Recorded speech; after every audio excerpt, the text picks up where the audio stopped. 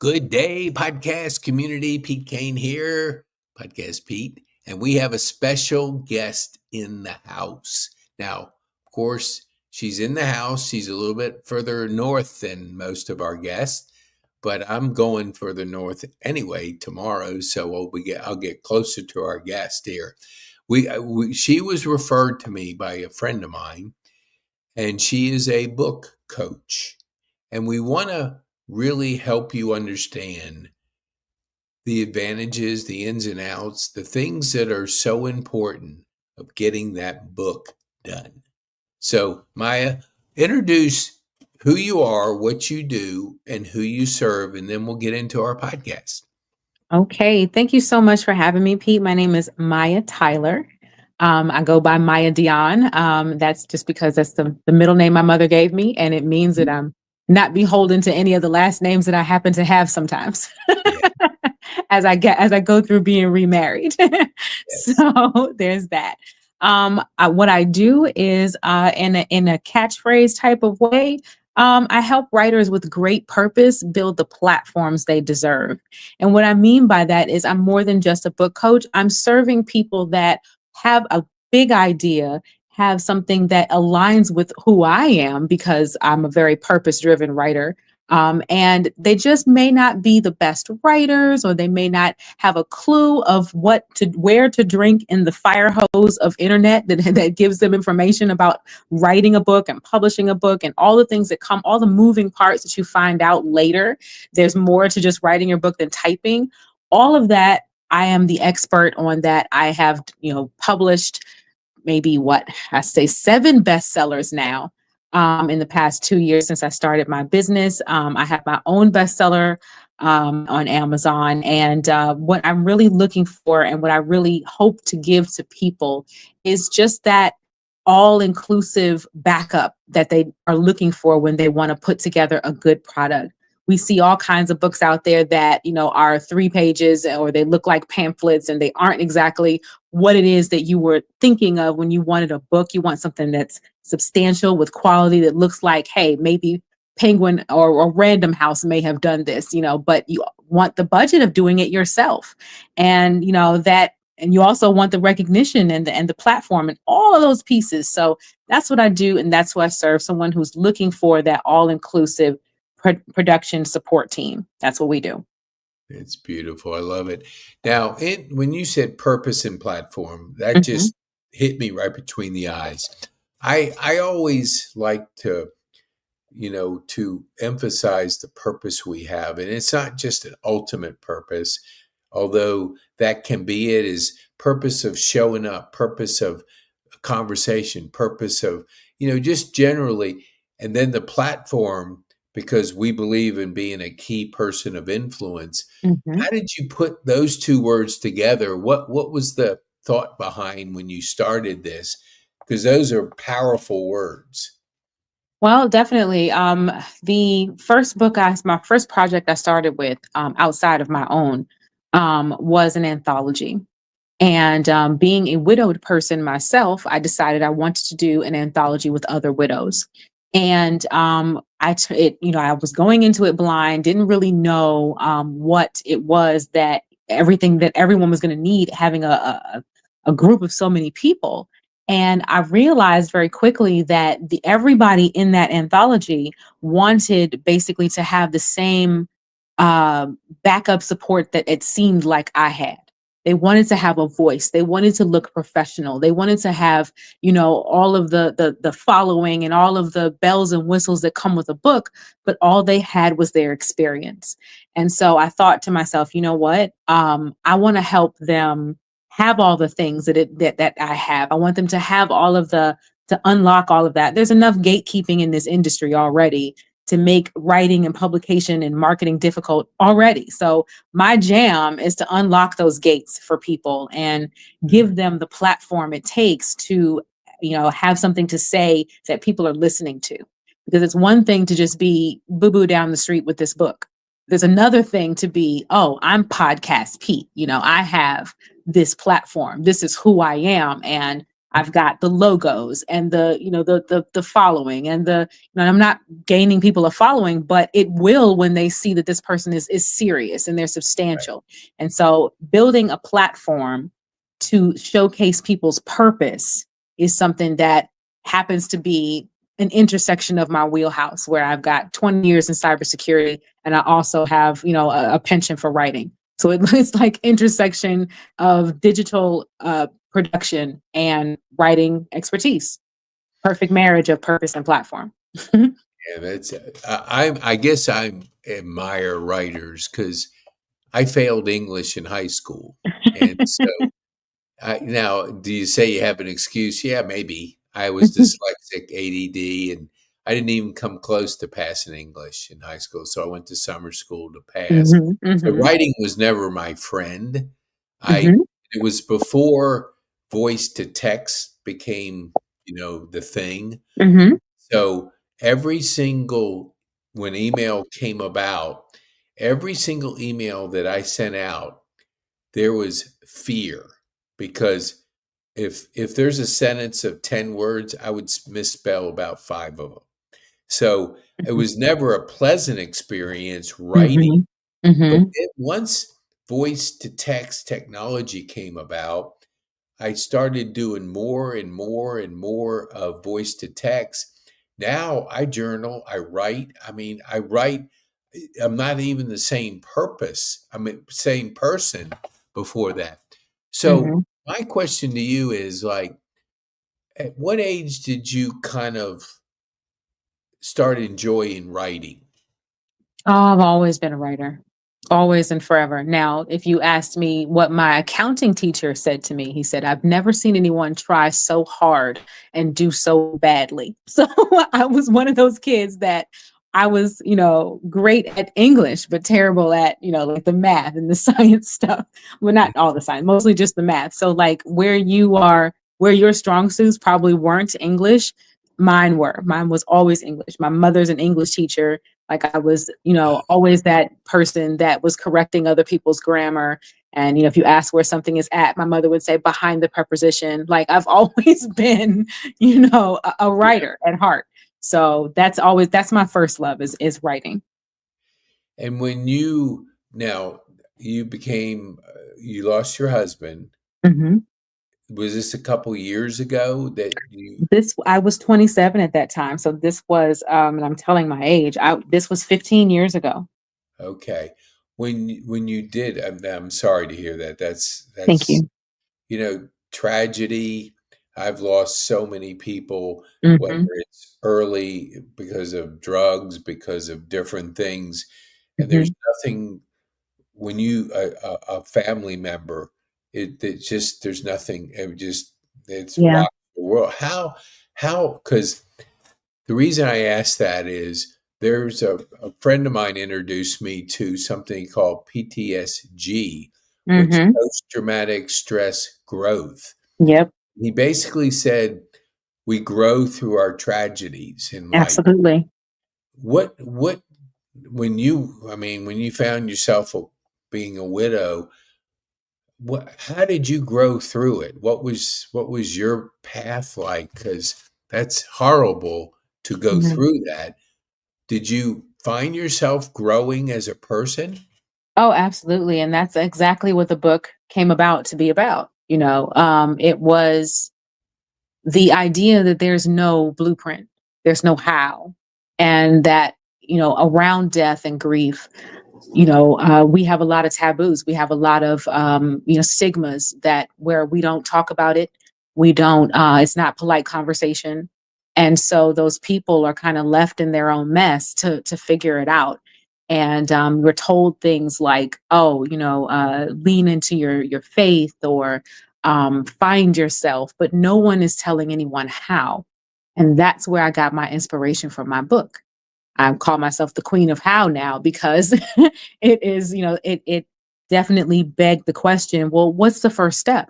I'm a type A person. I need to know, okay, well, tell me what the actions are because you can therapy all day and understand why you are the way you are. But the coaching piece is another business that I hold as a widowed coach. The coaching piece is okay, now that we know the why, now we're going to focus on the how. How do we use who you are to get to where you want to go?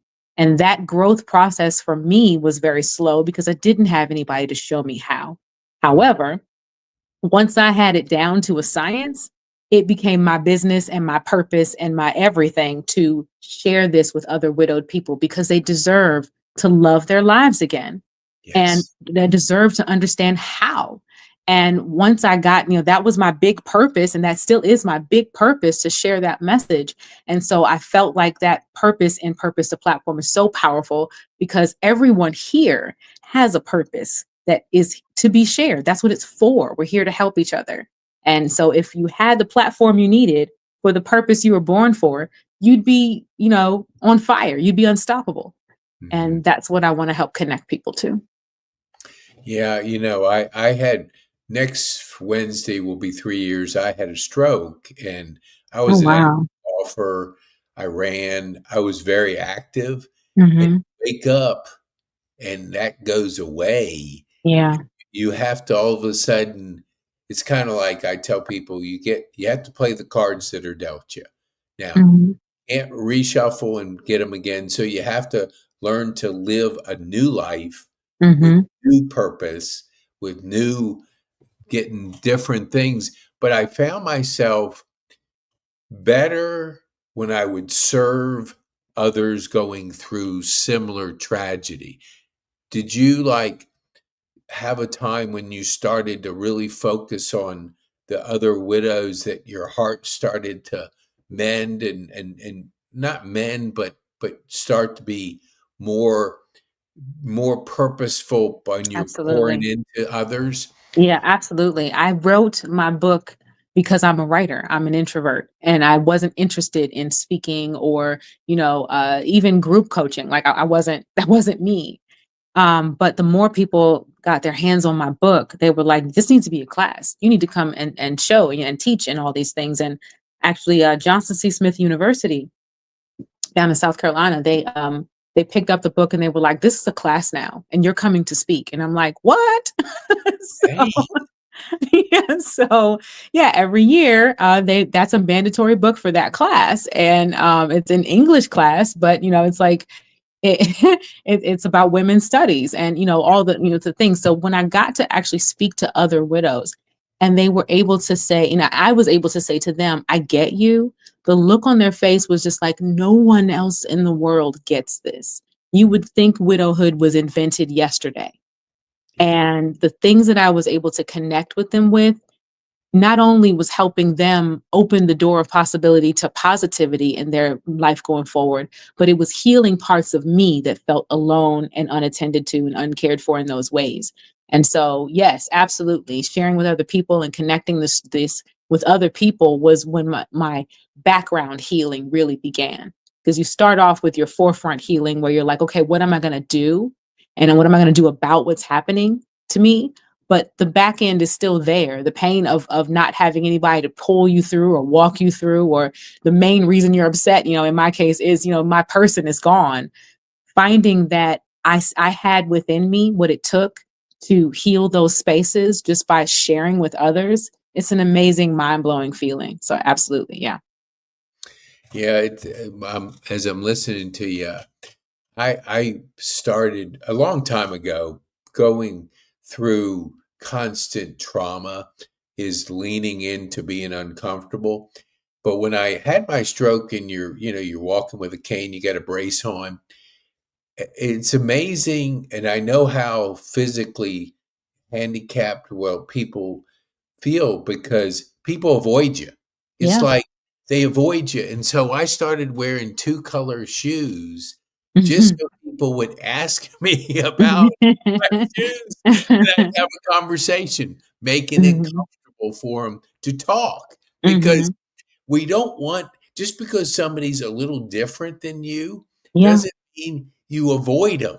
And it Mhm. was it was so noticeable that I wanted to, because I'm an introvert extrovert, and Mhm. I for the first 5 hours of the day there is no sounds at all, no Mhm. sense. Yep. And I recharge by myself, but then when I'm ready to go out, I'm ready to go out, but I have to come back to recharge. But Yes. I want to say this because I want our viewers. And we talked before we went on the air. I lived at Overture, which 55 and older, but the average age was 80 there, and so Mhm. I got a chance to really see the later chapters of life, and I mean, it broke my heart. Mhm. There's a person there one day, they fall, they're gone. And Yeah. life is so precious Yeah. to enjoy each day on purpose, to have that platform because they love their grandkids. And the grandkids, I always said, you have lessons to share with your grandkids. Yeah. A Yeah. book, if you can share, because a book is here long after you are gone, Mhm. get your book in to where you can the kids can go, here's a book from grandma, and it was 30 stories of what grandma wanted to pass on, different Mhm. things like that.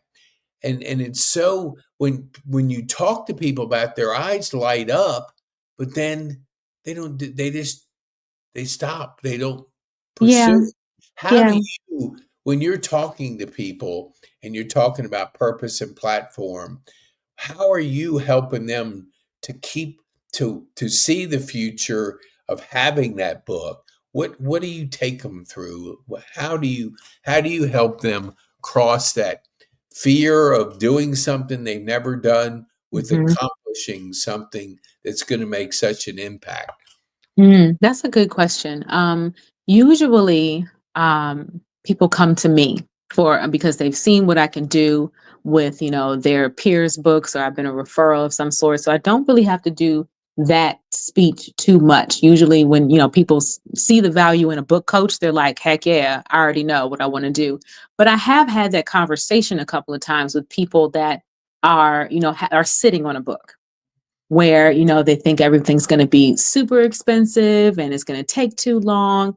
And the thing that I like to say to them is the time is going to pass with or without you, regardless of what it is you do in that time. Are there things that you wish that you could have done with a year that's gone now? Like, when I first started in my grief process, I took a year and I did absolutely nothing.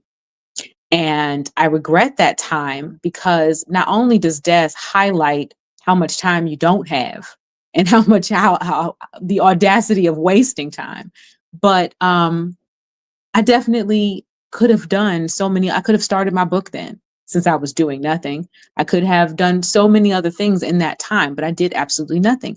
And the regret that you feel of wasting time.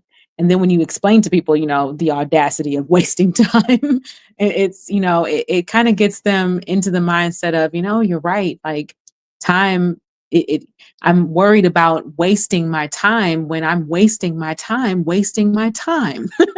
Mm, yeah, Yeah, and they see the circular argument there, and they're like, I'm like, in this conversation just now, I've, done 3 things because one of my productivity mantras is to make sure that I'm always doing a needle moving task. Like, what am I doing that's going to move the needle today? 3 things every day.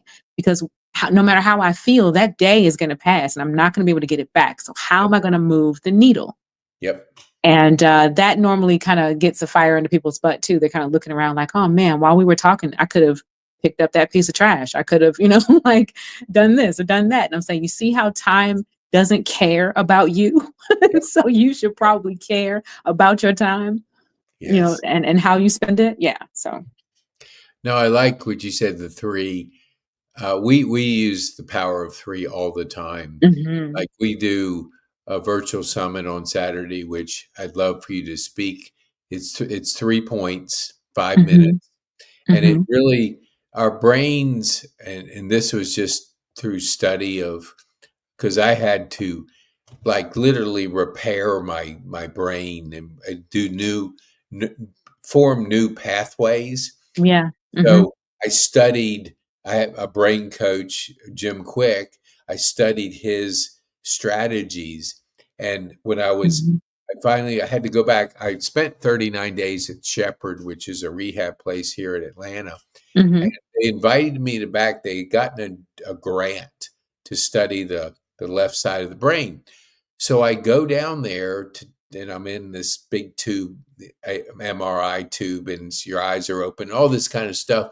Well, anyway, Mm. I take this test, and I had been practicing all these different strategies, skills, and I take this test about 25 minutes, and the guy kind of looks at me like I've got three eyes, and he goes, Mhm. "Have you ever taken this test before?" And I said, "No, why you ask?" He goes, "You didn't miss a question." Hmm. I went, "What?" I never got an A in my life in school, never. I can never Wow. remember ever getting an A. Mhm. I was Wow. always I was always, because of dyslexia and other things. But Mhm. anyway, he said, "I do these tests all day long." And I was just like, I celebrated that I had gotten my first A in life. So Nice. I say that with the three, the power of three is we all, I make sure that I have three needle moving activities every single day, not Mhm. not 15, because a lot of us, we overextend ourselves on days. Mhm. And then we look at our day and we go, "Oh, I only got 3 of these done." And then they carry over 18. Now you're Mhm. feeling guilty because Mm. you got 18 on top of tomorrow. Mhm. How did you come up with that concept of move the needle with 3? Oh, that's easy. So I love one of my core values is productivity. And when I coach my widows, I take them through their core values. And when I coach my book clients, I take them through their core values because it's important to know what motivates you. And so for me, one of my core values is productivity.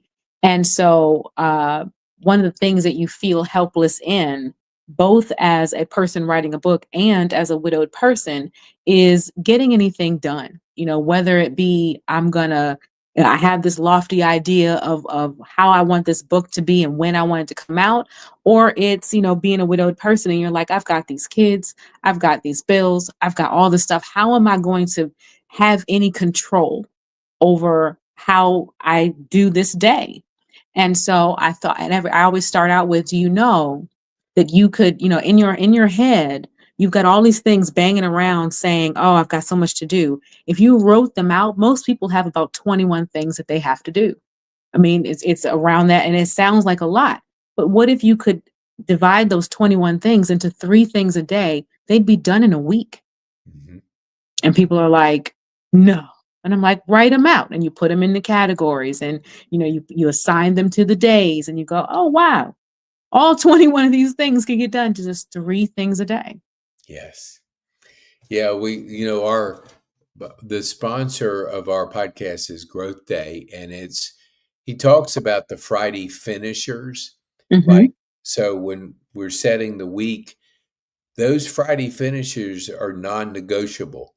You got to get Mhm. them done. And if you don't put deadlines to the important things, the needle moving activities, they won't get done Yeah. because today there's so much distraction. I mean, Oh. I don't know if you heard this stat, but maybe you can comment on it. The average person watches 4 hours of TV and scrolls 2 hours of social media. So if you take 6 hours and if we're awake 16, that's a third of their life. They're consuming other stuff Mhm. instead of creating, which a Yeah. book you're creating. We're born to create. But if we lock ourselves in this consumption mode, that's when our minds just kind of, I mean, Yeah. you The think, creators are turned off. yeah, exactly, and Yeah. you wonder why people aren't getting motivated. Well, if you sit in front of a TV for 4 hours a day just consuming other people's life, it's your Mhm. life to live, and Yeah. you have to create that, and Mhm. like you said, needle moving activities every day, that's creating momentum, which Mhm. is so important. what do you think, like, when you're teaching people, what would you say? Let's go. You have two tracks here. So your widows, what is the one thing that you try to get them early on to activate? Hmm. It is it's based in their core values, but it's to activate the power of possibility, not necessarily positivity, Hmm. but possibility, because there's a door in their mind that is shut to trusting in anything anymore. You know, the rug has been pulled out from under you. Now you have no idea what tomorrow is going to be like. Most of the time, even if a woman is watching her husband pass away, you still don't know the hour or the day. So, you know, when it happens, it's like, oh no, I'm living free falling in this world. So we need to open the door again, just crack it open a little bit of possibility that things that you control are still possible. Yeah, that's so important because when people have hope, they have the possibility of Hmm. a future. Yep. Because when a tragedy like that happens, you don't see that future. I mean, it all of a Exactly. sudden it gets turns upside down, and if you can't grasp that possibility thinking, Mhm. then Mhm. because we used to say it at Overture, movement is medicine. Yes. It's gotta move, gotta move, gotta move. And when you sit, because the average person, I'm 67, so all my friends are like retiring, and so they'll go and they'll go. I say, well, "What are you gonna do?" And they go, "Oh, I'm gonna play golf." I go, Mhm. "Good luck with that," because there'll be a time when you're gonna say, "What else is there? Like, what's Mhm. my purpose?" Yeah. And we have a lot of discussion with our veterans, and because they transition out into the real world, they lose their purpose. And a lot of them, that we had a speaker at our Rotary Club, and he says, we're losing a lot of veterans, and people say PTSD, but it's Mhm. really that's part of it. That's not, but it's they lose their purpose. They Mhm. they lose that next chapter. So you always gotta have a purpose. You always got show up with a purpose, Yeah. meeting with a purpose, week with a purpose. You're spending time with your kids with a purpose, being present. It makes life so much more alive and exciting if you have that mindset. So what do you so let's get back when you talking because we help our community write books. So Mhm. I talk to people about it. You we might think I got three eyes. Write a book. I have a guy, and he probably I won't mention his name. He goes, "You're always talking about writing a book. I don't give a darn about a book." I Mhm. Mhm. geez, I don't know. I don't know. Maybe I don't have patience. Mhm. Somebody, what do you think it is that a person doesn't value a book? Do you think there's some kind of emotional connection to something? Why Um, would somebody not want to pass on a book? because Various topics entitled. What would you think? I You think for most people have nobody's gonna come to my party syndrome. gotcha. I think that's what it is. Most people are afraid to find out that no one cares what they have to say. And the value on people caring about what you have to say is, something that in society we is so important to us. We're watching hours and hours of TV. These are other people's values, thoughts, and emotions. These are other people's Yeah, creativity, and we care what they think. And because they're on this lofty platform, we're thinking, oh, we'll never have a platform like that to make people care about what we have to say. So why bother? What's the point? that makes sense. Mhm. That makes sense so much because I had heard something like, I don't know, my brother's, I think he said it when we were in a conversation that we all want to be validated Mhm. what we do. So to support what you just shared is if a person is concerned about that validation thinking, they yeah, not showing up and nobody shows up for the party is like, Mhm. I write the book, nobody cares. Yeah. I Yeah. can see how that fear, because you're right. If you're always looking at the celebrities, you're always looking at TV people, you're looking at Mhm. their life and you're going, I can never be like that. Or, Exactly. so you play small Mhm. instead of like I love to say the magic is in you and anything is possible. Because Mhm. I'm in Rotary, and Rotaries of our Rotary is about 100 and I don't know 25, 50 people, but it's all service driven, purpose driven people. It's amazingly energy. And Mm. but what I noticed is they're always serving, and sometimes they forget about themselves. Mhm. It's kind of like I had a conversation with a lady I sat this morning, and she left the DA's office. She's an attorney, and so I said I invited her, which I do often. I invite people on my podcast, Mhm. and what service people say, I'm telling you, it's 99 out of 100. They say that, oh, that's not me. And what they're saying is they're serving so much, they don't want the spotlight on them. They Mhm. don't they believe that if they're on a podcast, the spotlight is on them. They're always putting the spotlight on other people. And so the Mhm. idea that that spotlight now is on them, they don't like that. They would rather shine on other people. But I told her this morning, I said, when you're in an airplane and the oxygen mask drops, what did they tell you? And she Make goes, sure you get yourself first. Yeah, get yourself exactly. that oxygen first, I then you say, can help so others. yeah, Mhm. you serve, but let's serve because she's just changing career, not careers, but she's changing. I said, let's let people because the other two people at the table didn't know that she left the DA's office. So people don't automatically know what we're doing. But if I have a person on and we're talking through and I say, man, I gotta introduce this person to this person, it's easier when I know the person's story. And I Mhm. know, like now, somebody says something. Hey, look, I've just lost my spouse, and I Mhm. don't know what to do. I know who to connect them with.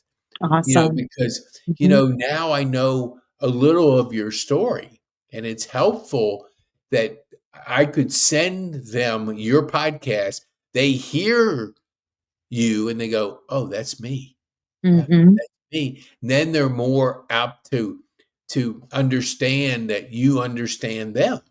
Mhm. So I could talk.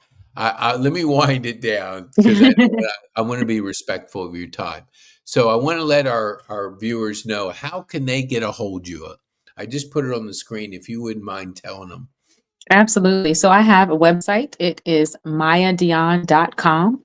That's Okay. MAYADIONNE.com. And you can also email me at info@mayadion.com. I'm also on Instagram under the Bounce Back Widow. And that's, not just for my widow clients, but, I answer anyway to both things for book clients as well, for Purpose to Platform. And you can find me there. Awesome. Well, Maya, I want to thank you so much for taking the time to be with our community. As we wind down, what would be the one thing that you would want our viewers to take home from our time on this podcast? Hmm. One thing I'd like everyone to take home from me is to look for the how. Find your purpose, but look for the how. I think that's what people's real mission in life is building that ladder of how to whatever purpose that they have in this world. And I think that knowledge is supposed to be shared. It's supposed to be passed on. You're supposed to be a light for other people. And figuring out the steps it takes to become that light, I think that's, part of your journey, your life's purpose forward. And don't be afraid of the journey. Awesome. And I love write it. that. Write it. Maya, thank you so much for being with us. And I always tell my viewers, be bold, make a difference, and have fun. And thank you so Absolutely. much for really being here and sharing with our viewers your part of your story.